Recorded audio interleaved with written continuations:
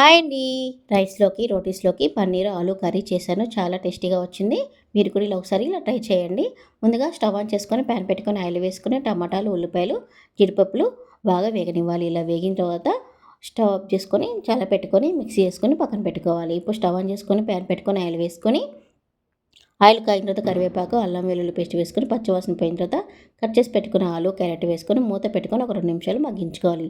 ఇలా మగ్గిన తర్వాత టమాటా ప్యూరీ కూడా వేసుకొని తగినంత ఉప్పు, పసుపు వేసుకొని ఒక 2 నిమిషాలు ఉడికించుకోవాలి. ఇలా కొంచెం దగ్గర పడిన తర్వాత కారము, గరం మసాలా, జీలకర్ర, ధనియాల పొడి అన్నీ వేసుకొని మసాలాని ఒక నిమిషం బాగా వేయించుకోవాలి. ఇలా వేగిన తర్వాత తగినన్ని వాటర్ పోసుకొని మూత పెట్టుకొని ఒక 2 నిమిషాలు ఉడికించుకోవాలి. ఇలా ఉడికిన తర్వాత ఉప్పు, కారం, పులుపు అన్నీ అడ్జస్ట్ చేసుకొని కట్ చేసి పెట్టుకున్న పన్నీర్ ముక్కలన్నీ వేసుకొని ఒక నిమిషం ఉడికించుకోవాలి. పన్నీర్ ముక్కలు కూడా మెత్తబడిన తర్వాత చివరిలో కొంచెం కొత్తిమీర వేసుకొని ఓసారి బాగా కలుపుకొని స్టాప్ చేసుకొని సర్వ్ చేసుకుంటే ఎంతో టేస్టీగా పన్నీర్ ఆలు క్యారెట్ కర్రీ రెడీ. ఈ వీడియో నచ్చితే లైక్ చేయండి.